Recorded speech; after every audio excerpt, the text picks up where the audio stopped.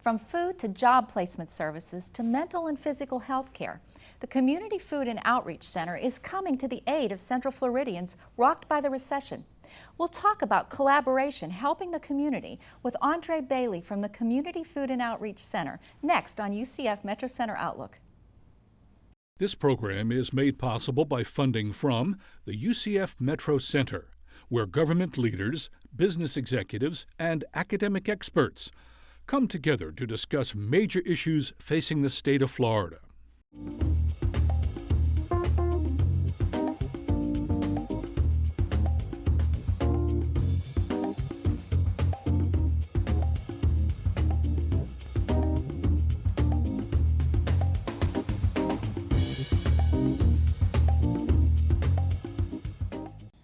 Hello everyone, welcome to UCF Metro Center Outlook.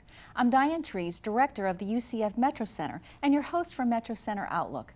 Joining us today is Andrae Bailey, Executive Director of the Community Food and Outreach Center, a one-stop shop for struggling Central Floridians that helps set them on the path to stability.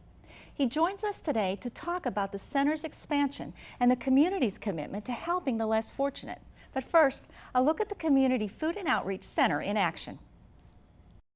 So families that are in need for food, crisis care, education, counseling, domestic violence, job search, they can come to one location at one time, at one moment, and they can get help during their time of need.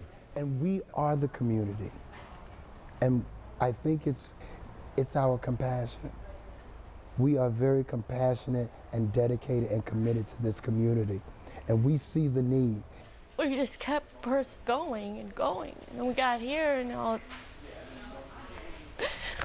problem was solved like in 5 minutes. Like I just thought he was gonna be the same old thing, get online, fill this out, go there, do this, do that. We'll get back to you in a month or, there's a process, or it just didn't. And I still can't even believe it, I still can't. When they come on our campus, they're not treated like a number. They're not treated like a statistic. They're a partner, and we're partnering together. And when they come with that viewpoint, there's a lot of hope, and they do get a lot of help, and they're on their road to recovery. To be able to come here, and because we have certain partnerships with certain staffing agencies, we can offer him immediate employment. That saved that family. I can't believe it because it's so hard. Believe it. If you're not part of the solution, you're part of the problem. And we feel that we are the solution. And in order for this community to build, the community must build itself. There is a grave need in all areas. You have a working poor, you have a poor that basically they've worked all their lives, but yet still they only make minimum wage. So there's a consistent need. Then you have that people who have lost a job through no fault of their own, and the job is totally wiped out and they need to be re-educated. But during that process, they also need to survive. Yeah. So it's like I'm shocked because I don't believe in anything anymore. It's all the programs I go through, it's like a process and wait, and it's like I can't believe this. I honestly can't. Andrae, welcome to the show. You said before that your experiences with poverty have helped shape your career, but along with that dedication and passion, you bring a really strong business element to it. How important is that? Diane, again, thank you for having me on the show. I grew up, like a lot of Central Floridians, in a middle class working home where there were times when our family struggled. When I can remember one Christmas, my mom and dad coming home and saying, listen, this is going to be a really, really light Christmas. Our hours have been cut back. They both worked in the hospitality industry. So I knew what it was like to see parents go to work every day, work hard, but need some help to keep food on the table and keep their head above water at times. So that really shaped me, and it really motivated me. Inspired the business aspect of it? Well, I think my grandfather is the person that inspired that. He was actually a part of the team that worked for Corning Glass in Michigan, that worked on the first television set that was a color television set that was ever produced. And I think the combination of my grandfather and other people inspired me to look at solutions, whatever sector you might be in, a little bit differently. And so now with what I do with Community Food and Outreach Center, we're looking at hungry families, poverty, homelessness. How do we really bring the community together and solve these issues. That's what we try to do every day. Well, you talk about the Community Food and Outreach Center taking a holistic approach to break that cycle of poverty. Talk about some of the needs that the center addresses. The Community Food and Outreach Center, Diane, started in 2009. It opened its doors. There was another organization that was there that was helping the community, had to close during that hard time that the economy was facing. We opened the doors in 2009 and had just hundreds of people show up at our campus saying, we're in need. We need food. We need clothing. We need to keep a roof over our head. We're living in our car in the parking lot at Target right around the corner. Mm-hmm. When you open your doors and you just let people in and let them communicate to you where they're at in life, it's kind of easy to figure out the kind of programs that you need to build. So that's really the heart behind Community Food and Outreach Center, is letting people in the door and then figuring out what we need to do to address holistically how to get them out of poverty. When you said that many of the nonprofits struggled, many of them closed with the economy changing, do you see now this pooling of resources, which is what your center is doing, as a moving trend forward for us? Nonprofits were greatly affected when the economy, went downhill in 2008. And in some ways, the economy has come back. I think the corporate sector is doing better in one sense, and that's been a huge help for organizations like ours. It's still different, though. It's a different kind of comeback. It is. I would tell you, though, that from where it was in 2008 and 2009, where donations, you would go to a company and ask them to sponsor your golf tournament, and they would say, listen, that's not something we can do anymore. You're seeing corporations begin to be able to be philanthropic again. So it's a little more soft now. You're seeing a real strong return. The corporate sector is doing better. I see it every day. But when it comes to the individual donors, they're still a little bit, they don't know necessarily where they stand right now. Well, we have so much uncertainty Absolutely. left. So you see that being challenged. And then a lot of nonprofits, they depend on the government for money, and the government simply doesn't have the money it already spends, let alone more money to help nonprofits. So we at the Community Food and Outreach Center are like a lot of nonprofits. To help people in need, we're going to have to figure out how to do that with less and less. Now your donations come, that's your sole source of funding, and then you have a revenue stream with the businesses that you've sort of started within. But your partnerships are with the City of Orlando, and you have 3 local nonprofits now with a residence in the center. So how important is that partnership aspect for you to be able to offer what you do? Yeah, we wake up every day at the Community Food and Outreach Center and say, we don't want to help hungry families, we don't want to help the homeless. We really want to work together to see if we can solve these issues.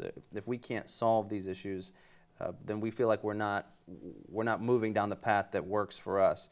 So when you think about really trying to make a dent in these issues, you can't do it alone. The resources are not there for any one organization to affect 1.5 million people in Central Florida.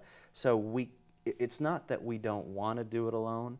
We can't do it alone. That's still a mindset from a lot of organizations. I would say it's math, but some people could call it a mindset. I would say it's math. And again, it starts with the philosophy of our leadership that says we just hold ourselves to a different standard. And that is not saying I partner and meet with every nonprofit in this community. Everyone's heart is right. Everyone's trying to do good work.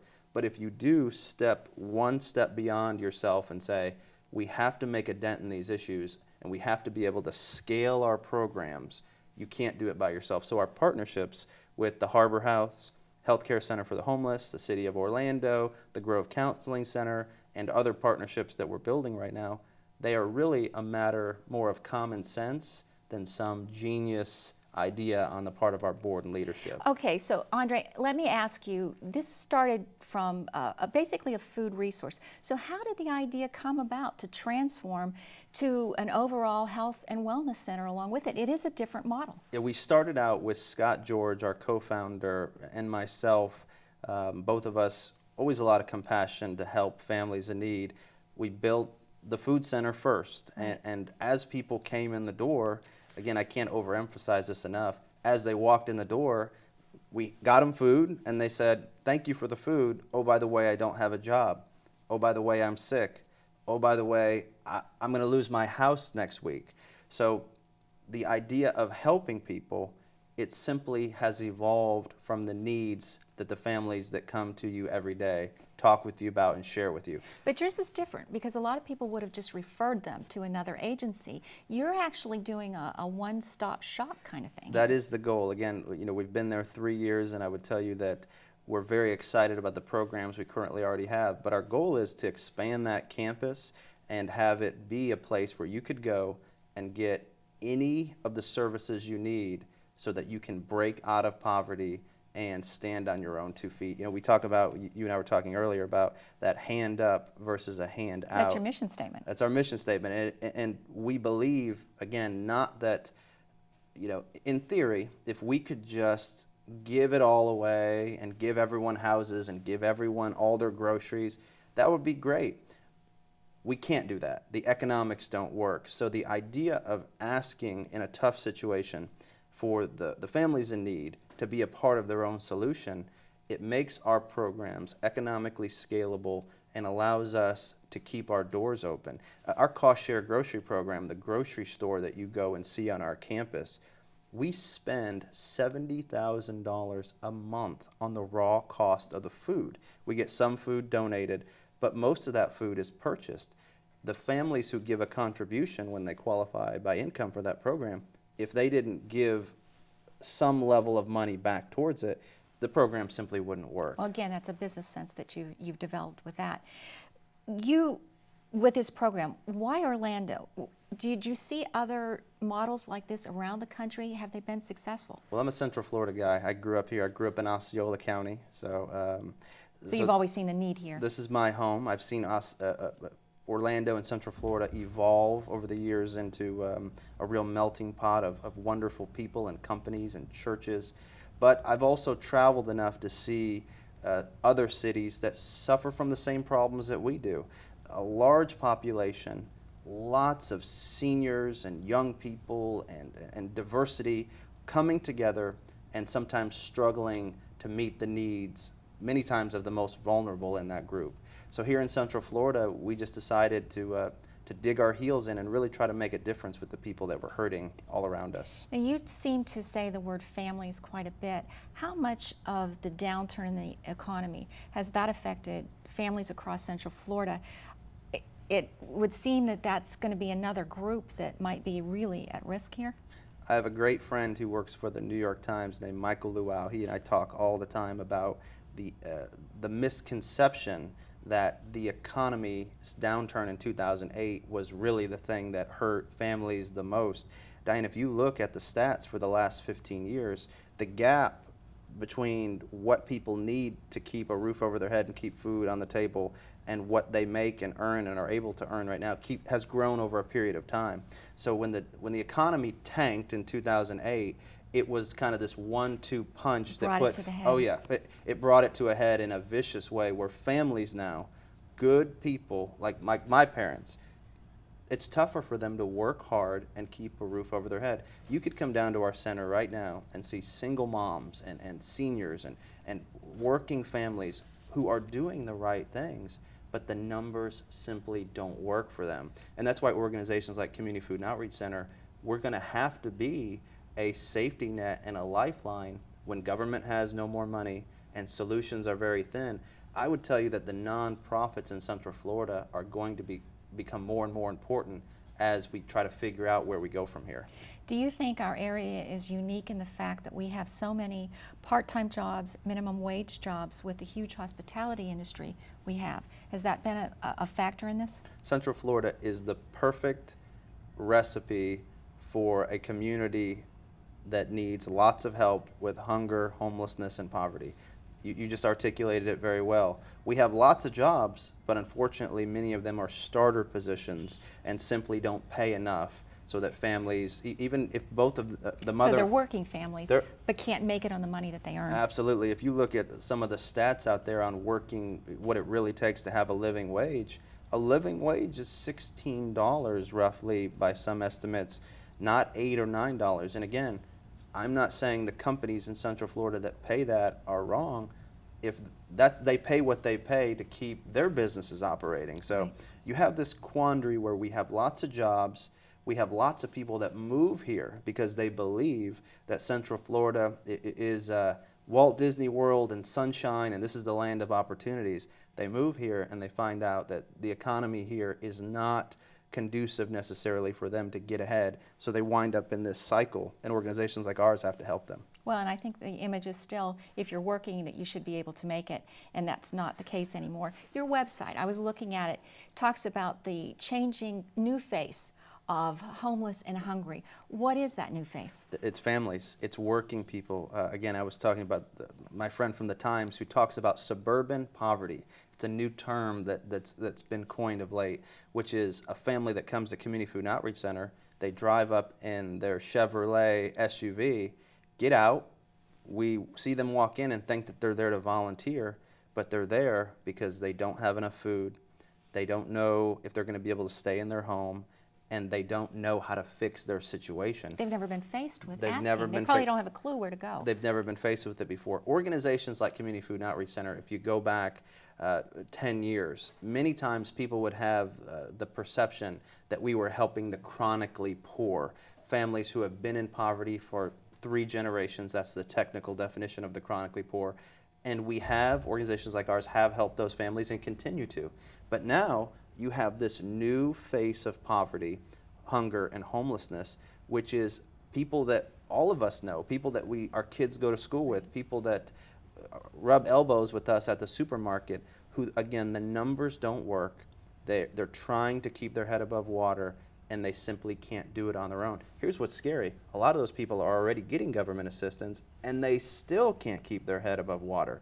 So you see this partnership, even if it's accidental, between nonprofits and the government, where it takes both of those sectors to help these families in need during these tough economic times. I think a key word you just used, though, is accidental. Hopefully that'll become more of a norm. Yeah, I was really displeased with the potential cut in charitable giving. Yes. A lot of my colleagues and friends were What impact will that have on nonprofits? Well, what they wound up doing, there was this big, high intensity scrutinization of it, and then it passed and no one even mentioned it. It's funny how that works, but there was a very small adjustment to what's called the P's limitation. That was a Clinton era policy that was put back in place. Economists believe it'll have the smallest possible impact of what they were proposing. Diane, they were proposing a hard cap of 25 or 50,000 on charitable giving, which would have been devastating. Yes. That didn't happen. Thankfully, it didn't happen. But to your point, it does beg the question whether sometimes those in government do see that nonprofits wind up being the safety net for the safety net. Well, again, we have so much uncertainty, both with policies coming up and where we're headed. Tell me this, with the mental health capacity, physical health capacity, why are those together so important in building stability again and breaking that cycle in poverty? It's the holistic approach. Well, if you really want to help someone get out of poverty or really want to help them get on their own 2 feet, you simply can't do that by just getting them food or getting them clothing or even getting them a place to live. If you think about your life, Diane, your life is so much more than that, and what makes you the person you are and the successful person you are is a lifestyle and that gives you so many things that keep you stable and keep you afloat. It's mental health, it's physical health, it's financial health, it's relationships that are healthy. And if we want to help people get from where they're at to where they're going, again, it's just not logical that you just pass them a bag of food and pat them on the back and say, God bless you, it's all going to be okay. That's just not accurate. So, well, and I was reading that one of the number one reason that women and children end up homeless is due to domestic violence. So how important is it to offer domestic violence services to people who come into your center? it's a very interesting concept. We talk about homelessness. Homelessness is a real big hot potato, hot button here in Central Florida. We got to help the homeless. We have a homeless issue, and I agree with that wholeheartedly. But when you press into that, and discover things like what you were just talking about, that domestic violence is one of the causes of homelessness, then all of a sudden what you put your energy and what you put your resources towards starts to change.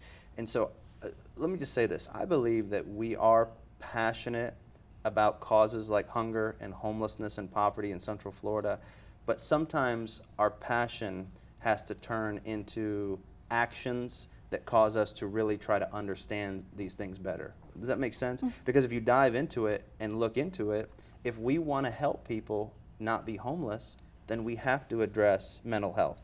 We have to address domestic violence. We have to address housing, and not just simplify the issue. We have to look at it in the way it really exists. So not treat the symptoms, but there's core problems that have to be addressed. Absolutely. And so that's why we partner with the Harbor House, because to help to really come up with outcomes and solutions, without them, we can't do it. Now, thousands of Central Floridians come into the center on a monthly basis. How are you keeping costs affordable for those who need it the most, the emergency situations? Well, we have to raise a lot of money like other nonprofits, and we have tremendous donors, church partners, corporate partners. We have some of the best partners.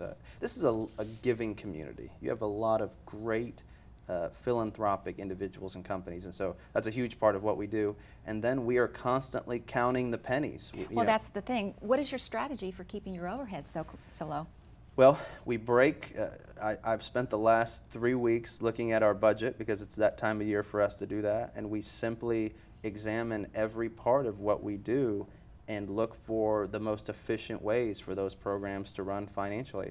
Our cost share grocery program, which again is a program that we purchase most of the food in, and then our goal is to supply it at the lowest price possible. Now, Diane, follow me here a second.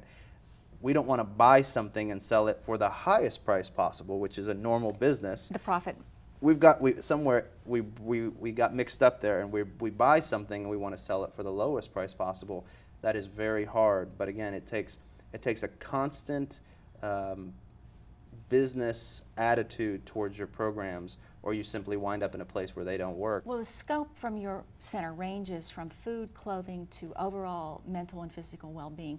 What else would you like to have added, and so what's next? Well, in the next few years, our goal is to double the size of our campus and go out into the community and find some of the best people doing the best programs and put satellite offices or headquarter offices on our campus. Programs like the iDignity program, Michael Dippy, Central Floridian of the Year in 2011. Which is a vital service. Vital service. If someone doesn't have an identification, they can't get any benefits, they can't get a job.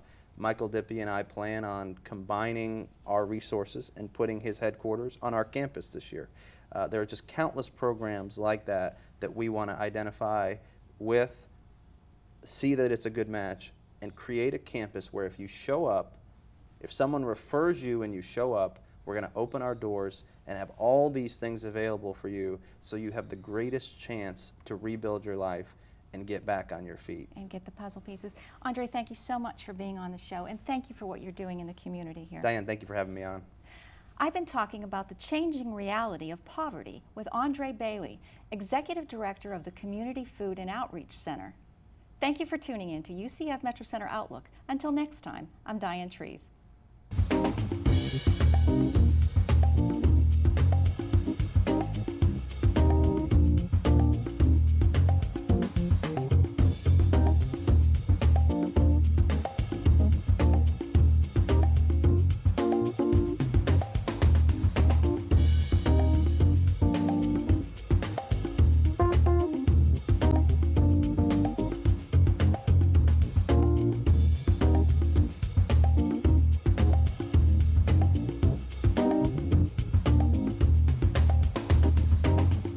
This program was made possible by funding from the UCF Metro Center, where government leaders, business executives, and academic experts come together to discuss major issues facing the state of Florida.